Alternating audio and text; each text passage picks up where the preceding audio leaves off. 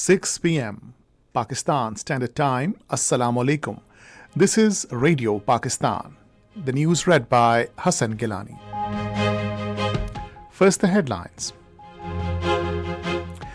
President has underscored the need for meaningful dialogue and consensus to take the country forward. Addressing joint session of the Parliament in Islamabad this evening, Asif Ali Zardari asked political leadership to prioritize specific needs of marginalized community and underdeveloped areas. Prime Minister says the government is taking all possible measures to achieve goal of national development and prosperity. Information Minister has underlined the need for enhanced collaboration between public and private sectors to fast-track economic development. In Indian illegally occupied Jammu and Kashmir, Modi government has intensified its brutal repression ahead of parliamentary elections. First T20 match between Pakistan and New Zealand is being played at Rawalpindi today. And now the news in detail. President Asif Ali Zardari has underscored the need for meaningful dialogue and consensus to take the country forward. Addressing joint sitting of the Parliament in Islamabad this evening, he emphasized the need for fostering an atmosphere of mutual respect and political reconciliation through the vision of great leaders, including Quaid-e-Azam Muhammad Ali Jinnah and Shaheed Zulfikar Ali Bhutto and Shaheed Benazir Bhutto.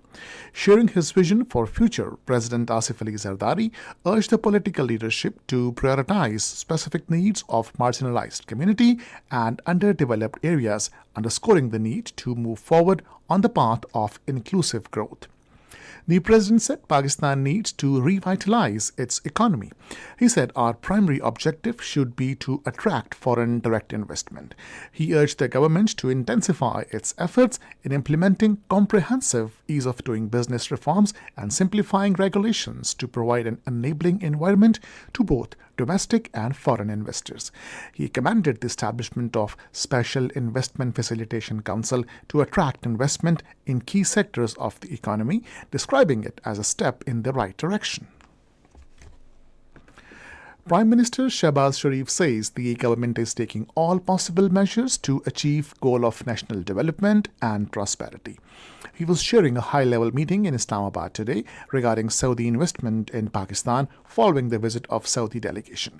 Expressing gratitude to Saudi Crown Prince, Shehbaz Sharif said the beginning of a new era of Pak-Saudi investment and trade relations is possible due to his special attention. Shehbaz Sharif termed the recent Saudi delegation's visit as the beginning of a new era of Saudi investment and commercial and strategic partnership in Pakistan.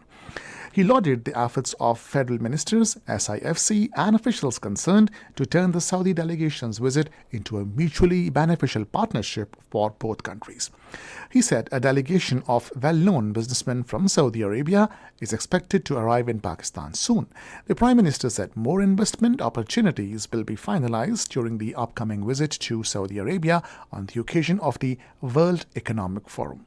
The meeting was informed that investment in diverse sectors, including mining and minerals, agriculture, energy, information technology, and infrastructure development, was discussed in bilateral talks between the two countries.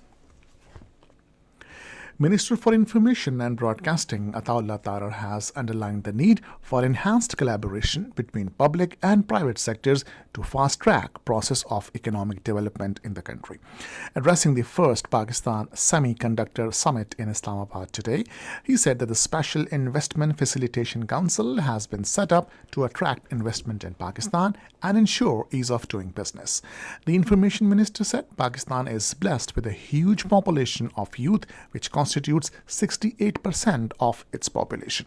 He said the government encourages innovation and investment in the country, which this summit is offering precisely, a collaboration between public and private partnership. He said that the federal cabinet has approved a public-private partnership policy framework to eventually facilitate investment in the country. Ataullah Tarar said that the job of the government is not to regulate but also facilitate investment. He said that Pakistan has been producing 50,000 engineering graduates every year and it has the best engineering university universities in the world. He urged the luminaries from leading universities to come up with workable solutions and tangible proposals. Minister for Federal Education Dr. Khalid Makbul Siddiqui says government is working on a program that aims to declare education emergency in the country. He was talking to British High Commissioner to Pakistan, Miss Jane Marriott, in Islamabad today. He said that the number of out-of-school children in Pakistan is ballooning, and the only way to address this issue is by making it a national agenda. He urged the UK to provide support in the cause of out-of-school children enrollment. British High Commissioner said UK encourages expansion of its screen program, which can lead to increase in enrollment of Pakistani students in UK universities via distance learning. She said that Google Education is highly interested in supporting Pakistan in its bid to address the issue of access to education. Minister of State for Information Technology and Telecommunication Shaza Fatma Khwaja has assured to provide a conducive environment to the IT enterprises and investors in the country.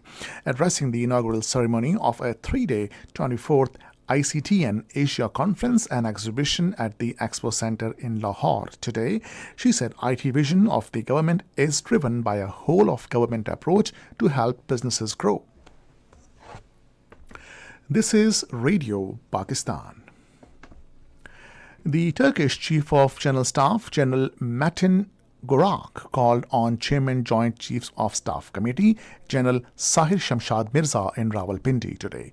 During the meeting, matters related to enhancing the level of scope of bilateral military engagements and cooperation were discussed. Both sides reaffirmed their commitment to forge deeper strategic ties.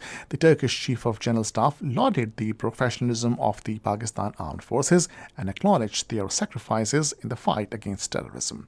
Earlier, upon arrival at the Joint Staff Headquarters, a smartly turned out Tri-Services contingent presented card of honor to the visiting dignitary. The Modi-led Indian government has intensified its brutal repression ahead of parliamentary elections in occupied Jammu and Kashmir. According to Kashmir Media Service, the Indian Army, paramilitary and police personnel, as well as sleuths of the dreaded agencies, are regularly conducting house raids and cordon and search operations across the territory to harass the Kashmiri people. Reports are emerging that Indian agencies are compelling the Kashmiri people to support the BJP government and its local proxies in the parliamentary elections. Illegally detained senior APHC leader Naeem Ahmad Khan, in a message from notorious Tihar jail in New Delhi, expressed serious concern over the fresh arrest spree unleashed by the Indian troops in IIOJK. Meanwhile, APHC spokesman Advocate Abdul Rashid Minhas, in a statement in Srinagar, paid glowing tributes to prominent martyred resistance leader S. Hamid Wani on his 26th martyrdom anniversary today. In India, the first phase of Lok Sabha elections will take place on Friday. Around 1 million eligible voters across the country will elect 544 members of the Lok Sabha. The party or coalition that secures a majority of the seats in the lower house will form the next government. In addition to 544 Lok Sabha seats, 4 states, Arunachal Pradesh, Odisha, Andhra Pradesh and Sikkim, will conduct state elections concurrently. 11 Palestinians, including 5 children, have been martyred in the latest Israeli strikes on Rafah in the southern Gaza Strip. According to Gaza Health Ministry, the martyrdom toll of Palestinians in the Israeli offensive in Gaza Strip since October 7 last year has risen to 33,900. Over 76,600 have been injured during this period. West Indies women beat Pakistan women by 113 runs in the first one-day international of 3-match series at Karachi today. Batting first, West Indies women set a victory target of 269 for the loss of 8 wickets in allotted 50 overs. In reply, Pakistan women were all out for just 156 runs in 35.5 overs. The second match will be played at the same venue on Sunday. The match will start at 9:30 a.m. Pakistan Standard Time. The first T20 of 5-match series between Pakistan and New Zealand is being played in Rawalpindi today. The match will start at 7:30 p.m. Pakistan Standard Time. And finally, the weather. Rain with thunderstorm and windstorm with few heavy fall and hailstorm is expected in most places of Khyber Pakhtunkhwa, Gilgit-Baltistan, Kashmir, Punjab, and Islamabad during the next 12 hours. And that is the end of the news. For more news and analysis, log on to our website radio.gov.pk and also watch live video streaming of our bulletins on the link facebook.com/Radio Pakistan News Official.